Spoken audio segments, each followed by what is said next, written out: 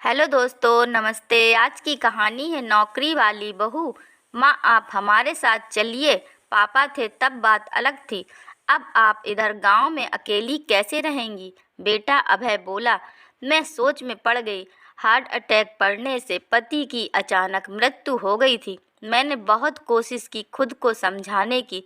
13वीं के बाद सब मेहमान चले गए। बेटा अभय और बहू अंजलि दोनों इंजीनियर थे। मेरी एक सहेली ने कहा था, बेटा और बहू के साथ मत रहने जाना, क्योंकि कमाने वाली बहू को बूढ़ी सास जरा सी भी पसंद नहीं होती। तेरे वहाँ जाने से उनकी स्वतंत्रता में बाधा पड़ जाएगी और वह तेरा जीना हराम कर देंगे।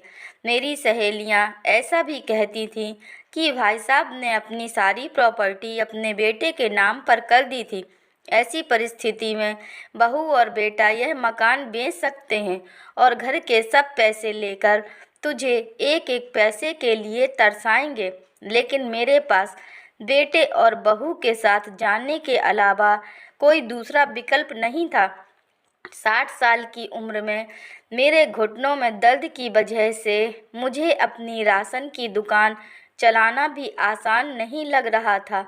13वीं का पूरा खर्च बेटे ने उठाया, पर छोटे मोटे खर्च के लिए बेटे के सामने हाथ फैलाना मुझे पसंद नहीं था और अपने बचाए हुए पैसे भी मुझसे खर्च हो गए।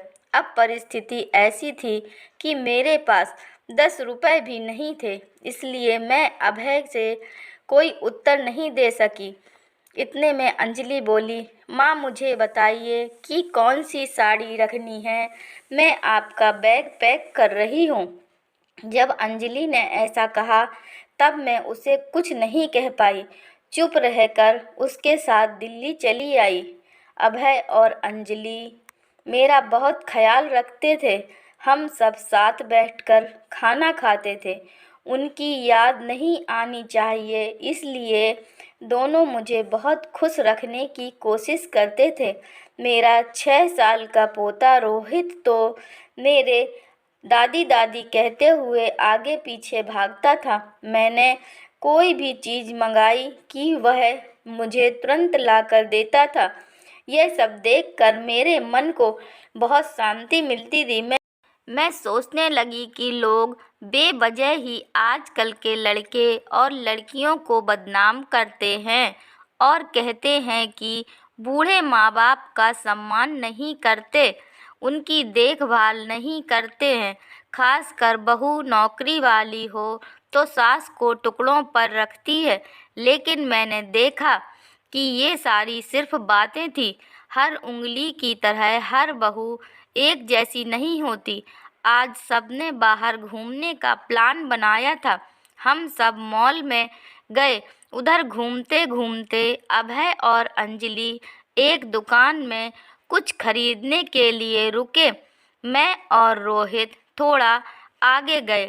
खिलौना की दुकान देखते ही रोहित बोला, दादी मुझे खिलौने दिलाइए। मेरे ऊपर जैसे बिजली ही गिरी, क्योंकि मेरे पास तो पैसे ही नहीं थे। इतने दिनों में कभी मुझे पैसे की ज़रूरत नहीं पड़ी। अभी क्या करे? मेरा उदास चेहरा देखकर रोहित बोला, दिला दो ना दादी प्लीज़। मैंने कहा, माफ़ करना बेटा, मैं पर्स तो घर पर ही भूल आई।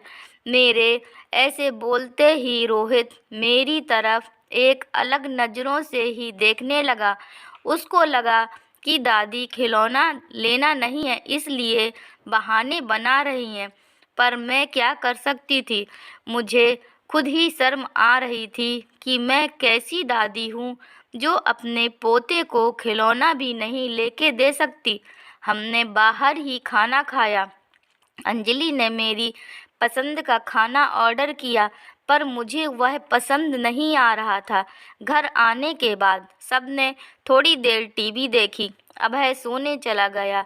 रोहित को कुछ चाहिए तो नहीं, यह देखने के लिए अंजलि उसके कमरे में गई। मैं भी मेरे रूम में सोने जा रही थी, तभी मुझे रोहित की आवाज़ सुनाई दी, मम्मी, दादी बहुत कंजूस है।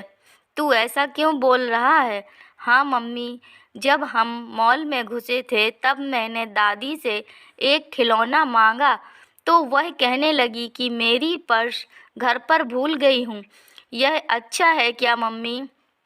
कंजूस दादी। रोहित, क्या है? दादी के बारे में ऐसा बोलने से पहले तुमने सोचा नहीं क्या? तेरी दादी इस वक्त कितनी दुखी है, तू नहीं समझ सकता। दादी को कितना दुख है बेटा। दादी और दादाजी गांव में साथ रहते थे। तभी अचानक दादाजी हम सबको हमेशा के लिए छोड़कर चले गए। जिस व्यक्ति के साथ हम हमेशा रहते हैं, उठना बैठना खाना पीना सब साथ करते हैं, हम अपना दुख सुख सब उसके साथ बांटते हैं, वही व्यक्ति जब अचानक हमको छोड़कर चला जाता है तो कितना दुख होता है, तू अभी नहीं समझ सकता। सोच, अचानक तेरी मम्मी पापा तेरे से बहुत दूर जाएं, इतने दूर कि वह कभी वापस नहीं आए, तब तुझे बुरा लगेगा कि नहीं? नहीं मम्मी, मैं तुम दोनों के बिना नहीं रह सकता। रोहित बोला, बेटा फिर सोच, दादाजी बिना तेरी दादी कैसे रहती होगी? ऐसी परिस्थिति में वह अपना पर्स घर भूल गई होगी। तूने उनको कंजूस कहा, उनका प्यार तुझे नहीं दिखा क्या? जब भी तुझे स्कूल से आने में देर हो जाती है तब वह बालकनी में खड़ी रहकर तेरी राह देखती हैं। उनके घुटनों में दर्द होता है तब भी। बेटा, किसी के बारे में अपनी राय बनाने से पहले उस व्यक्ति के बारे में सोचना चाहिए।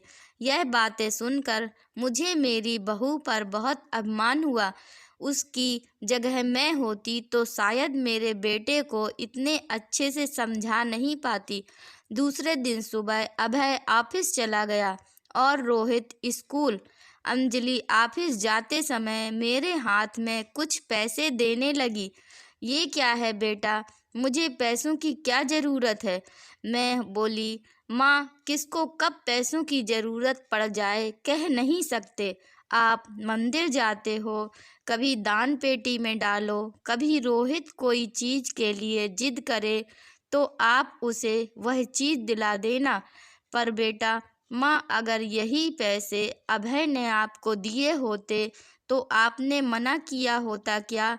नहीं ना। आपकी बहू भी कमाती है तो आप अपनी बहू से पैसे क्यों नहीं ले सकती? अंजलि की बात सुनकर मेरी आंखों से आंसू बहने लगे। जो मेरा बेटा नहीं समझ सका वह मेरी बहू ने समझा। मेरी बहू जैसी बहू सबको मिले। मैंने भगवान से प्रार्थना की कि ऐसी बहू मुझे हर जन्म में मिले। लोग बिना कारण ही कमाने वाली बहू की बुराई करते हैं, लेकिन सभी बहुएं एक जैसी नहीं होती। कुछ बहुएं समझदार भी होती हैं, जैसे मेरी बहू अंजलि है। दोस्तों, अगर यह कहानी आपको पसंद आई है तो कृपया लाइक कीजिए, शेयर कीजिए और अगर चैनल पर नए हैं तो कृपया चैनल को सब्सक्राइब कीजिए। धन्यवाद।